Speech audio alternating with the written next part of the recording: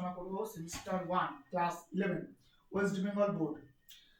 যাই হোক, আমি শুভম স্যার। তো প্রথম কথা যে আমাদের ক্লাসে যারা এখনো পর্যন্ত অ্যাডমিশন নাও তারা অ্যাডমিশন নিয়ে নাও, আর সিলেবাসটাকে জানো। আর অ্যাকাউন্টেন্সি সিলেবাসটা তো ডিসকাশন করেই দিয়েছি। তো এই যে পেপারটা আছে, পেপারটা হচ্ছে ভেরি ভেরি মানে 40-40 পাওয়া সোজা। পুরো সিলেবাসে যারা পড়াশোনা করেছে তারা মোটামুটি 97, 98 বা 99 আউট অফ 100 ম্যাক্সিমাম পেতো। তোমরা 40 আউট অফ 40 তুলতে পারবে এমসিকিউ পেপার যেহেতু। আর গ্র্যাজুয়েশন লেভেলে প্রচুর আছে, এরকম 94, 92, 85 এর উপরে আমার কাছে পেয়েছে। তো ট্যাক্স কস্ট খুব সুন্দর পেপার এর জন্য, কারণ সিবিএসসি আইসি বোর্ডের মধ্যে নেই ব্যাপারটা। আর যেহেতু নেই, তো ওয়েস্ট বেঙ্গল স্টুডেন্টদের একটা অপরচুনিটি আছে এটা করার। আর এই অপরচুনিটিটা কাজে লাগানো খুব দরকার। মানে থ্যাংক গড বলতে গেলে যে আমাদের ওয়েস্ট বেঙ্গল বোর্ডে এটাকে ইমপ্লিমেন্ট করা হয়েছে। এবার প্রশ্ন উঠেছে স্যার যে এই যে কস্ট ট্যাক্স কি, এটা কি দুটো পেপার? হ্যাঁ, কস্ট একটা পেপার, ট্যাক্স একটা পেপার, দুটো পেপারকে জয়েন করে 20 মার্কস 20 মার্কস করা হয়েছে। মানে আমরা কস্ট হচ্ছে আলাদা একটা জিনিস যেটাকে নিয়ে আমরা আলোচনা করব, ট্যাক্স হচ্ছে আলাদা জিনিস যেটাকে নিয়ে আলোচনা করব। ঠিক আছে? এই দুটো পেপারকে নিয়ে কথা বলা হয়েছে এবং এত সুন্দরভাবে কথা বলা হয়েছে। মানে তোমাদের যদি বলা হয় যে পেপারটার মধ্যে মানে কি বলবো, কিছু বলারই নেই। মানে ভেরি ইজি। অ্যাকাউন্টেন্সি তুলনামূলক একটু বেশি সময় লাগে শেষ করতে, এটা শেষ করতে খুব তাড়াতাড়ি লাগে। তো প্রথমে আছে আমাদের কস্ট নিয়ে কথা বলা হয়েছে। তো কস্ট নিয়ে যে কথা বলা হয়েছে, প্রথমে হচ্ছে কস্টের যে ডেফিনেশন আছে। ঠিক আছে? মানে কস্ট সম্পর্কে বেসিক কনসেপ্ট, কস্ট কি, এক্সপেন্সেস কি, কস্ট নিয়ে কি কাজ করা যায়, কি বৃত্তান্ত, অমুক অমুক হ্যান ত্যান সবকিছু করতে সিস্টেমস ই 5 মার্কস আসে, 5 মার্কস আসে, কিন্তু দুটো ক্লাস আমাদের লাগে। মানে 2 ক্লাসেস, চ্যাপ্টার উইল ক্লোজড। আচ্ছা, এবার ক্লাসিফিকেশন অফ কস্টের মধ্যে কিন্তু কিছু চ্যাপ্টার দেওয়া আছে। যেমন হচ্ছে ধরো এখানে কিছু কনসেপ্ট বলেছে, র মেটেরিয়াল নিয়ে কনসেপ্ট বলেছে। ঠিক আছে?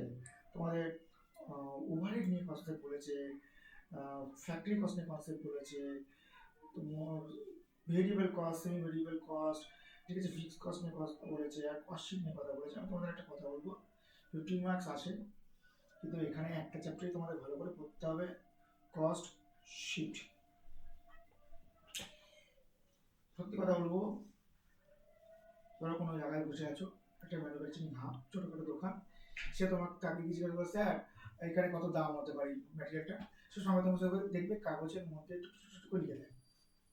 তো কাগজের মধ্যে যে টুকটুক টুকটুক করে লিখে দেয়, তার কস্টশিটই তৈরি করে। আমাদের কাছে কস্টশিটটা একটুখানি ভেঙে সুন্দর করে সাজিয়ে প্রেজেন্টেশন করে, যেমন ধরো বিয়ে করতে গেলে সুন্দর করে সাজুগুজু করে যায়, তো আমার সঙ্গে প্রেজেন্টেশন করে। এর জন্য মাধ্যমিক লেভেলে করা ম্যাথামেটিক্সের কোনো দরকার নেই, নর্মালি যোগ্য গুণভাগ পারলেই হবে। তো এখানে 15 মার্কস তো আসে, কিন্তু আমাদের মোটামুটি 4টে ক্লাস লাগে। তাহলে আগে বেসিক কনসেপ্ট দুটো ক্লাস, এটা 4টে ক্লাস, 6টা ক্লাসে ক্লোজ। এবার হচ্ছে ট্যাক্স।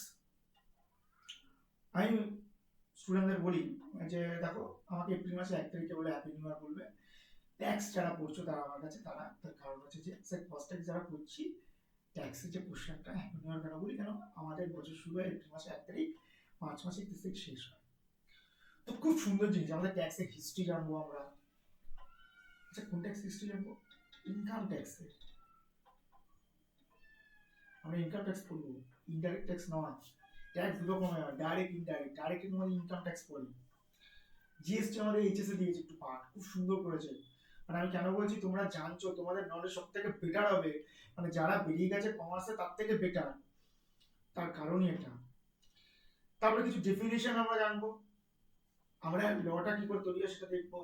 যেমন এই ডেফিনেশন গুলোর মধ্যে assessment year, previous year, rates of income বলবে, গ্রস টোটাল ইনকাম, এখানে একটা চারটা অঙ্ক থাকে। ঠিক আছে? আচ্ছা, এইচ ওয়েভ কাকে বলা হয়, ঠিক আছে, ডিএফ ইএমএল, এই জিনিসগুলো নিয়ে আমরা জানবো। ডিভিডেন্ড সম্পর্কে আমরা কনসেপ্ট নিয়ে আলোচনা করব টোটাল ইনকামের মধ্যে। ঠিক আছে? এই যে এরিয়াটা টোটাল ইনকামের মধ্যে আছে, 10 মার্কস, খুব সোজা একটা কোশ্চেন তো আসবেই। এটা শেখাতে লাগবে আমার 3টে ক্লাস। ওকে? আর আছে আমাদের, আচ্ছা এখানে ক্যাপিটাল গেইন নিয়ে কিছু কথা বলা আছে, সেগুলো কিন্তু বলে দেবো 3টে ক্লাসের মধ্যে। আর আছে একটা অঙ্ক, রেসিডেন্সিয়াল স্ট্যাটাস। 2 রকম টাইপের অঙ্ক হয়, কোশ্চেন। তো 10 মার্কস দু রকমই আসে। ভেরি ইজি বলতে গেলে দেখতে শেখাতে লাগে 3টে ক্লাস। তো মধ্যে কথা যদি আমি দেখি 2 4 5 6 6 6 12টা ক্লাস। 12টা ক্লাস মানে 2.5 থেকে 3 মাস। এরপরে ধরো ক্লাস টেস্ট নেবো আমি 3টে, মক টেস্ট নেবো একটা, যেটা আমি স্কুলে না হয় মক টেস্টটা পুরো প্রপার একদম। তো মোটামুটি 12 13 14 15 16টা ক্লাসে আমাদের সিলেবাস শেষ হয়ে যাবে। এত ভেরি ইজি। এখন একটু বেশি লাগে, একটু মানে বেশি না, 5-6টা ক্লাস এক্সট্রা লাগে, এটা একটু কম লাগে। তো যাই হোক, আশা করছি তোমাদের সিলেবাস ছোট একটা ভিডিও সুন্দর লাগবে, কি বৃত্তান্ত কি বিষয়, যারা ভর্তি হচ্ছে তারা, এবং দেরি কেউ করো না অ্যাডমিশনে। আমরা জার্নি যদি তাড়াতাড়ি শুরু করি, আমাদের জার্নিটা তাড়াতাড়ি শেষ হবে, আমরা প্র্যাকটিস বেটার করতে পারবো। প্র্যাকটিস করার পর রেডি হয়ে আমরা যখন এক্সামে বসবো, আমি একটা কথা মাথায় রাখি, যে একটা স্টুডেন্ট এক্সাম দেওয়ার থেকে একটা স্যার এক্সাম দেওয়া বেটার। মানে আমি চাই তোমরা স্যারদের মতো কোয়ালিটি নিয়ে এসে এক্সাম হলে বসো এবং পেপারটাকে খুব ভালোভাবে করো। মানে 40-40 নিয়ে আসো সেমিস্টারে খুব সুন্দর করে। ঠিক আছে, যদি কোনো কোয়ারি থাকে আমাকে অবশ্যই ইনস্টা, ফেসবুক, টেলিগ্রাম চ্যানেলে যোগ করো হও। সব লিঙ্ক আমি পাঠিয়ে দিচ্ছি গ্রুপে, তোমাদের মানে গ্রুপে পাঠাবো, নর্মাল এসে পাঠিয়ে দেবো, নর্মাল নাম্বারে পাঠিয়ে দেবো, জয়েন করো আর চ্যানেলটাকে ফলো করো। সব থেকে বেশি আমরা ক্লাসে অ্যাডমিশনটা নাও। ঠিক আছে, চলো টাটা। আজকে সমস্ত স্টুডেন্টদেরকে যেটা যেরকম লাগে সেরকম আমি বলে দিলাম। দুটো পেপারে নিয়ে ডিসকাশন করে দিচ্ছি। পরে আর কি বৃত্তান্ত আছে, বেসিক কনসেপ্ট ক্লাস খুব তাড়াতাড়ি চ্যানেলে চলে আসবে, তোমরা দেখতে পারবে, ফেসগুলো সুন্দর টপিক আলোচনা করবে। চলো টাটা সবাই।